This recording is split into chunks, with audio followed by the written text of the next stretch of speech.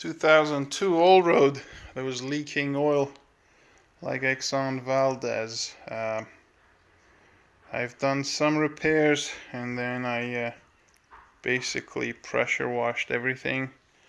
So I'm gonna show you where we stand right now. First of all, I'm gonna start at the top because this invoice there, all cam, tensioner and valve cover gasket. So by that, to me, it means the cam seals were done. So they do have some sealant around them. Now they could still be leaking. What I want to do now, I took them off. Obviously the ones I can access, the ones behind the timing belt, I couldn't touch them.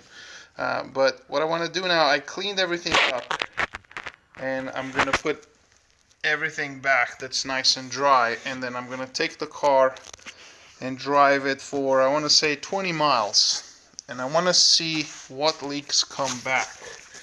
So there's the back one. Again, this one's got silicone around the seal as well. I cleaned all these sensors and the reluctor wheel and everything, so those are going to be bolted up back to the camshaft. Now, going under the car, this is where the big mess was. So let's do this way.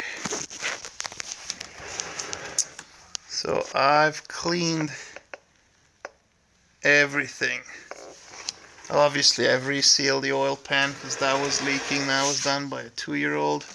I've replaced this oil cooler and I've changed the oil. I've switched to the 1540. Drain plug nice and dry, so everything is dry here. Now I've cleaned up the turbo return lines right there. I've cleaned all the way around them. Right, where are they? Right, my finger doesn't go that far. Right there. So that if they start leaking again, then we know. Look at those motor mounts, shot and leaking goop. This is the other side, turbo return line. Again, I've cleaned it up, make sure it's, if there's any fresh oil coming in, then I will be able to tell. This turbo looked like it was sweaty. I've cleaned it up as well. It's nice and dry. That's just a rusty bracket. So is this one. And now we're getting to the transmission, which was covered in oil. So there you go, nice and dry. Remember this seam? It was all covered in oil. And then furthermore, this. So everything is dry now, including the catalytic converters. And these guys were also granted, they're a little shiny, but that'll burn off.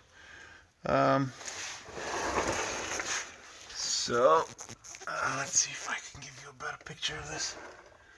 There you go.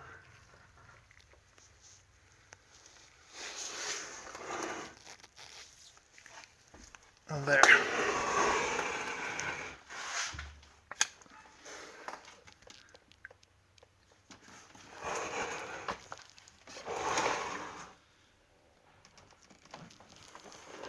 Yeah, this car is night and day from when it first came. I mean, this thing was gushing oil. So right now it's all dry everywhere.